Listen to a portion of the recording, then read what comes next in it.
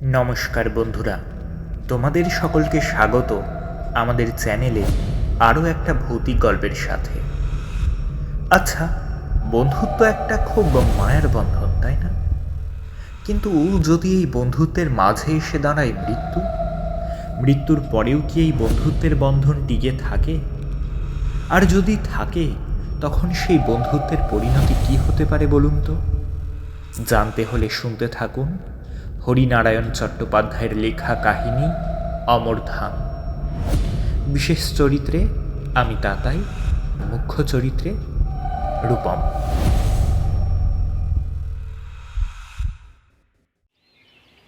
মাসখানেক ধরে শরীরটা খারাপ হয়েছে। যা খাই অম্বল হয়, বিকালে মাথার যন্ত্রণা, রাতে ঘুম নেই, কাজে একেবারে উৎসাহ পাচ্ছি না। পাড়ার ডাক্তার বলল ওষুধে সাময়িক উপকার হতে পারে, স্থায়ী কিছু হবে না। তার চেয়ে বরং ভালো জায়গায় চেঞ্জে চলে যান, মাস দুয়েক থাকলে সেরে যাবেন। কোথায় যাব তাই নিয়েই একটা সমস্যা। এক এক বন্ধু এক এক রকমের উপদেশ দিতে লাগলো। কেউ বলল ভুবনেশ্বর, কেউ হাজারিবাগ, আবার কেউ দেওঘর। কি করব, কোথায় যাব যখন ভাবছি, তখন হঠাৎ অমলের সঙ্গে দেখা হয়ে গেল। অফিস থেকে বেরিয়ে ফাঁকা ট্রামের জন্য অপেক্ষা করছি। আচমকা পিঠে কার স্পর্শ, ফিরে দেখি অমল। কলেজ ছাড়ার পর অমলের সঙ্গে আর দেখা হয়নি। আমাকে দেখে অমল বলল, চেহারা যে বড্ড খারাপ হয়ে গেছে, কি ব্যাপার? কি ব্যাপার বললাম। শুনে অমল বলল, ওসব ভুবনেশ্বর দেওঘরের চিন্তা ছেড়ে দাও, ওখানে কিছু হবে না। তুমি মিলনপুর চলে যাও, 3 দিনে তোমার অম্বল সেরে যাবে। মিলনপুর কোথায়? কখনো তো নাম শুনিনি। অমল হাসল। বেশি লোক নাম শোনেননি বলেই তো জায়গাটা এখনো ভালো আছে। ভিড় হলেই জলবায়ু বদলে যায়। যাব কি করে, থাকবো কোথায়? কোনো অসুবিধা নেই, আমার বাবা একটা বাংলো কিনেছিল মিলনপুরে, এখন কেউ যায় না। আমিও তো এখন অন্য জায়গায় থাকি, তবে লোক আছে, তার কাছে আমার নাম করো, কোনো অসুবিধে হবে না। অমল আরও বলল, গিরিডি স্টেশনে নেমে বাসে 13 মাইল, মিলনপুর থেকে অমরধাম বললেই যে কোনো লোক দেখিয়ে দেবে। তুমি চলে যাও, শরীরটা সারিয়ে এসো। তাই গেলাম। মিলনপুর যখন নামলাম তখন রাত প্রায় 8টা। চারদিক অন্ধকার, একদিকে নিচু নিচু পাহাড়, তার কোলে ঘন অরণ্য, আর একদিকে সরু নদী, প্রায় নালার মতন। কিন্তু কি জলের গর্জন, স্রোত পাথর থেকে পাথরে লাফিয়ে চলেছে। টর্চ জেলে কোনো রকমে এগোতে লাগলাম। সরু পায়ে চলা পথ, লাল মাটি, মাঝে মাঝে কালো পাথর। অন্যমনস্ক হলে হোঁচট খাবার আশঙ্কা। পথের এক পাশে একটা মুদির দোকান। মুদি ঝাঁপ বন্ধ করছিল। আমি গিয়ে দাঁড়ালাম। এখানে অমরধাম কোথায় বলতে পারো? মুদি লণ্ঠন তুলে কিছুক্ষণ আমার দিকে দেখে বলল, সেখানে তো কেউ থাকে না, বাড়ি একেবারে জঙ্গল হয়ে আছে। বুঝলাম মুদি বাড়িটার সম্বন্ধে বিশেষ খোঁজ রাখে না। জঙ্গল হলে কি অমল আমাকে আসতে বলতো? এমন হতে পারে মালি হয়তো বাড়ির চারপাশ পরিষ্কার করে না, তাতেই আগাছা জন্মেছে। আমি বললাম, ঠিক আছে, বাড়িটা কোন দিকে বলো দেখি। মুদি বলল, সোজা চলে যান, সামনে একটা নিচু টিলা দেখবেন, সেটা বাঁ দিকে রেখে ঘুরে যাবেন। এক জায়গায় গোটা চারেক শাল গাছের মেলা, পাশে সাহেবদের গোরস্থান। সেটা ছাড়িয়ে একটু এগোলেই সাদা পাঁচিল ঘেরা অমরধাম। এক হাতে সুটকেস আর এক হাতে টর্চ, সাবধানে এগোতে লাগলাম। রাত 9টার বেশি বাজেনি, কিন্তু এই জনমানবহীন ঘন জঙ্গলে ঘেরা অন্ধকার জায়গায় মনে হচ্ছে যেন নিশুতি রাত।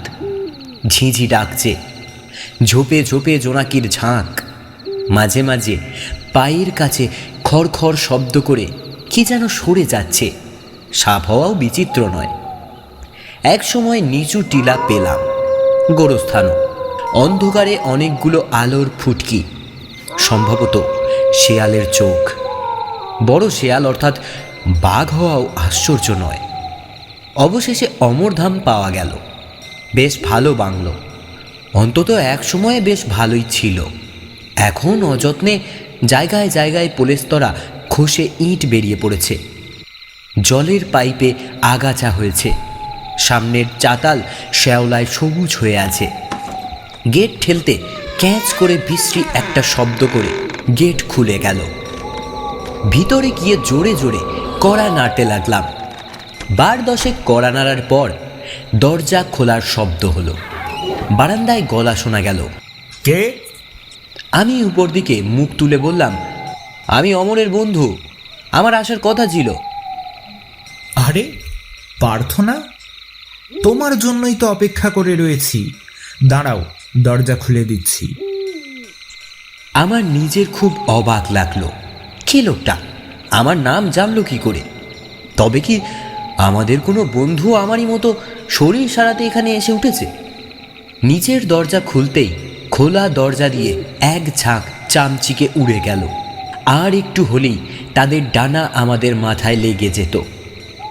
লম্বা চেহারার একটা লোক আমার 2 কাঁধে 2 হাত রেখে বলল, ও পার্থ, কত যুগ পরে দেখা বলো তো। টর্চের আলোটা তার দিকে ফেরালাম। লম্বা পুলক। আমাদের কলেজের 2 জন পুলক ছিল, তাই একজন লম্বা পুলক আর একজন বেঁটে পুলক। তারপরের কথাটা মনে হতেই মেরুদণ্ড বেয়ে ঠান্ডা প্রবাহ নামল। বুকের শব্দ দ্রুততর।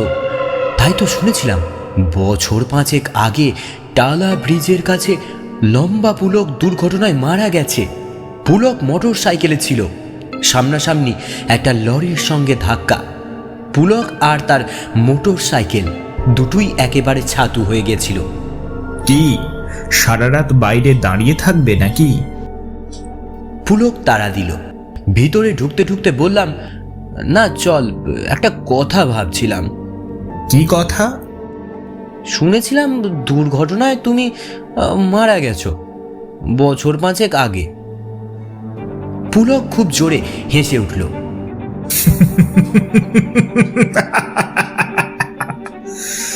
আরে একরকম মরাই তো।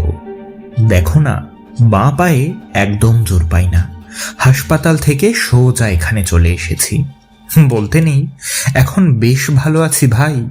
এখানকার জল হাওয়ায় খুব উপকার পেয়েছি। এসো, ভিতরে এসো। শরীর খুব পরিশ্রান্ত। দাঁড়িয়ে দাঁড়িয়ে আলোচনা করতে আমারও ভালো লাগছিল না। কোনো রকমে কিছু মুখে দিয়ে শুয়ে পড়তে পারলে বাঁচি। স্নান করবে তো? পুলক জিজ্ঞেস করল। এত রাতে নতুন জায়গায় সাহস হচ্ছে না। আরে গরম জলে স্নান করে নাও, শরীর ঝরঝরে লাগবে। গরম জল এখনই পাঠিয়ে দিচ্ছি। স্নান সেরে বাইরে আসতে দেখি টেবিল সাজিয়ে পুলক বসে আছে। প্লেট ভর্তি গরম ভাত আর মুরগির মাংস। এখানে রান্না কে করে? পুলক বলল, রান্না, বাসন মাজা, ঘরদোর পরিষ্কার সবই মোংলা করে। এদেশি লোক, ভারী কাজের। তুমি খাবে না? আমি সন্ধ্যা 6টার মধ্যে খেয়ে নিই। নাও, তুমি আর বসে থেকো না, নিশ্চয়ই খুব ক্লান্ত। শুয়ে পড়ো, ওটা তোমার ঘর। এ ঘরে ঢুকেই আশ্চর্য হয়ে গেলাম। সিঙ্গেল খাটের উপর পরিপাটি বিছানা, মাথার কাছে জলের গ্লাস। ভোরে উঠে আমার যে জল খাওয়ার অভ্যাস, এটা পুলক জানলো কি করে? শুয়ে পড়লাম। বিছানায় গা ঠেকানো মাত্র গভীর নিদ্রা। মাঝরাতে পেঁচার বিদখুটে ডাকে ঘুম ভেঙে গেল। মাথার কাছে খোলা জানলা দিয়ে চাঁদের আলো বিছানার উপর এসে পড়েছে। ঘরের সব কিছু পরিষ্কার দেখা যাচ্ছে। পাশ ফিরে শুতে গিয়েই চমকে উঠলাম। বরফের মতো ঠান্ডা স্পর্শ। চোখ খুলেই রক্ত হিম হয়ে গেল। আমারই বালিশে মাথা দিয়ে একটা কঙ্কাল ছুঁয়ে একটা হাত প্রসারিত। সেই হাতটাই আমার শরীরে ঠেকেছে। আর্তনাদ করে উঠে বসলাম। কি কি কি কি হলো পার্থ? পুলক খাটের কাছে এসে দাঁড়িয়েছে। কঙ্কালের দিকে আঙুল দেখাতে গিয়েই দেখলাম বিছানা খালি, কোথাও কিচ্ছু নেই। না, তুমি নিতান্ত ছেলে মানুষ। সরো, আমি না হয় তোমার পাশে শুই। তুমি নিশ্চয়ই স্বপ্ন দেখেছ। লজ্জা পেয়ে মাথা নাড়লাম। না না, তোমাকে শুতে হবে না, তুমি যাও।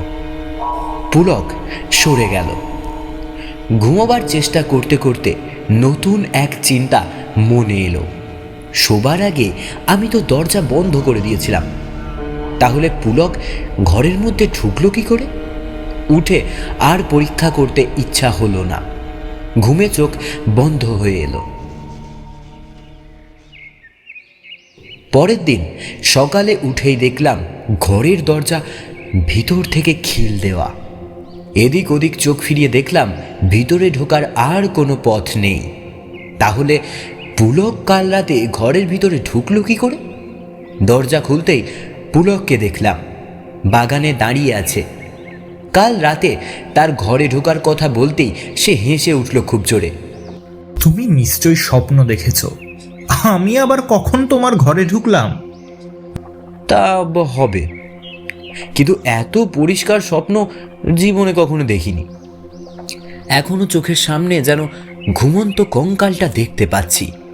মুখ হাত ধুয়ে নাও, মোংলা এখনই চা দিয়ে যাবে। বারান্দায় দুটো বেতের চেয়ার পাতা, মাঝখানে গোল বেতের টেবিল। হাত মুখ ধুয়ে একটা চেয়ারে বসলাম। উল্টো দিকের চেয়ারে পুলক বসে বলল, মোংলা, পার্থবাবুর চা নিয়ে এসো। চা টোস্ট নিয়ে যে এলো তাকে দেখে আমার সারা শরীর কেঁপে উঠল। এমন বীভৎস চেহারা আমি জীবনে দেখিনি। গায়ে চিমটি কাটলেও এক তিল মাংস উঠবে না, এমনই জীর্ণ চেহারা। চোখ দুটো এত ভিতরে ঢোকা যে আছে কিনা তাই বোঝা সম্ভব নয়। সরকাঠির মতো হাত পা, চকচকে দাঁতের পাটি সর্বদাই বাইরে। চা টোস্ট দিয়ে চলে যেতে আমি বললাম, লোকটার চেহারা দেখলে ভয় করে। পুলক বলল, মানুষের চেহারা আর কতটুকু, ছাল ছাড়ালে সবাই সমান। মোংলার চেহারা যেমনই হোক, লোকটা কিন্তু খুব কাজে। তাছাড়া নিজের লোক ছাড়া আমরা তো আর যাকে তাকে রাখতে পারি না। নিজের লোক মানে? মানে খুব জানাশোনা। একেও এখানকার গাঁ থেকে অমলি জোগাড় করে এনেছে। খেতে খেতে বললাম, তোমার চা টোস্ট কই? পুলক উত্তর দিল, আমি এসব খাই না ভাই, সহ্য হয় না। ভোরে উঠে ছোলা ভিজানো খাই আদা দিয়ে। একটু থেমে পুলক বলল, তুমি বসো, আমি একটু ঘুরে আসি। একবার পোস্ট অফিসে যাব, তাছাড়া আরো দু এক জায়গায় ঘুরে আসব। তুমি আমার জন্য অপেক্ষা করো না, আমি বাইরে কোথাও খেয়ে নেব। সারাটা দিন পুলক ফিরল না, সন্ধ্যার সময়েও না। মোংলাকে জিজ্ঞাসা করতে সে বলল, বাবুর ফেরার কোনো ঠিক ঠিকানা নেই, কোথায় কোথায় যে যান। খাবার সময়ে এক কাণ্ড। বসে খাচ্ছি, পাশে মোংলা দাঁড়িয়ে। তাকে বললাম, একটু তরকারি নিয়ে এসো তো, আর দুখানা রুটি। মোংলা চৌকাঠের কাজ পর্যন্ত গিয়ে বাইরে হাত বাড়িয়ে তরকারি আর রুটি এনে দিল। ঠিক মনে হলো এগুলো নিয়ে কে যেন বাইরে অপেক্ষা করছিল। কিছু আর জিজ্ঞাসা করলাম না, কিন্তু এ বাড়ির বাতাসে কেমন যেন ভয়ের গন্ধ। মনে হয় অশরীরী আত্মারা আনাচে কানাচে লুকিয়ে আছে। সেই রাতেই দারুণ দৃশ্য চোখে পড়ল। পুলক তখনও ফেরেনি। ঘুম আসেনি, বিছানায় শুয়ে এপাশ ওপাশ করছি। হঠাৎ বাইরে খড়খড় আওয়াজ। পাশা দু হাতে রগড়ালে যেমন শব্দ হয় ঠিক তেমনই। আস্তে আস্তে উঠে জানলার খড়খড়ি খুলে বাইরে চোখ রাখলাম। ম্লান চাঁদের আলো, খুব স্পষ্ট নয়, আবার একেবারে অস্পষ্টও নয়। উঠানে একটি গুঁড়ির উপরে দুটো কঙ্কাল ঘেঁষাঘেঁষি বসে, একজনের হাত আরেকজনের গলায়, আর একটা দূরে একটা গাছের ডাল ধরে মোংলা দোল খাচ্ছে। কি লম্বা চেহারা, সারা দেহে কোথাও এক তিল মাংস নেই, চোখের দুটো গর্ত থেকে গাঢ় লাল রং বের হচ্ছে। অজান্তেই মুখ থেকে একটা আর্তনাদ বের হয়ে গিয়েছিল। সঙ্গে সঙ্গে কঙ্কাল দুটো ফিরে দেখল। চোখ নেই, তবুও কি মর্মভেদী দৃষ্টি, বুকের রক্ত শুকিয়ে জমাট হয়ে গেল। আশ্চর্য কাণ্ড, একটু একটু করে কঙ্কাল দুটোয় মাংস লাগলো। সেকেন্ড কয়েকের মধ্যে দুটি পূর্ণ মানুষের মূর্তি ফুটে উঠল। তখন আর চিনতে অসুবিধা হলো না, একজন পুলক আর একজন অমল। কাঁপতে কাঁপতে বিছানায় ফিরে গেলাম। সারা রাত ঘুমাতে পারলাম না। যা দেখেছি তারপর ঘুমানো সম্ভব নয়। বাইরে খটখট শব্দ, মনে হলো একাধিক কঙ্কাল মূর্তি উঠানে পায়চারি করছে। সেই শব্দের সঙ্গে পেঁচার ডাক, বাদুড়ের ডানা ঝাপটানি মিশে ভয়ানক আবহাওয়া সৃষ্টি করেছে।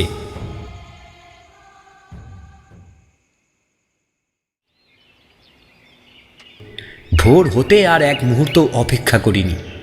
সুটকেসটা হাতে নিয়ে ছুটতে লাগলাম। বের হওয়ার সময় রান্নাঘর থেকে বাসনপত্রের আওয়াজ আসছিল।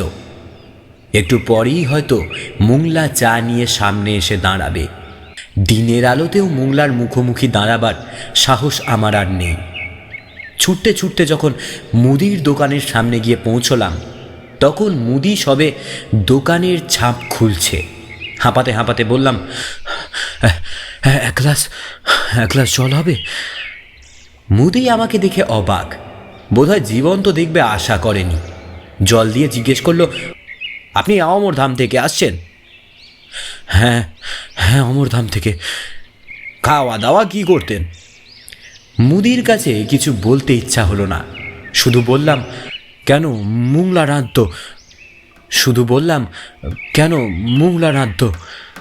মুদির মুখটা হাঁ হয়ে গেল, চোখ দুটো বিস্ফারিত, কাঁপা গলায় বলল,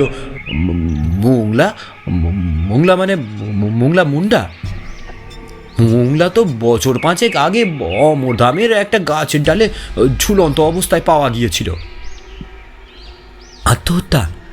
কি জানি, অনেকে বলেছে বিষয় সম্পত্তি নিয়ে গরমেল হয়, ভাইপোরা নাকি মেরে ঝুলিয়ে রেখেছিল। আর দাঁড়ায়নি। গিরিডি না পৌঁছানো পর্যন্ত শান্তি নেই। অমরধামের বাসিন্দারা গন্ধ শুকে শুকে হাজির হলেই সর্বনাশ।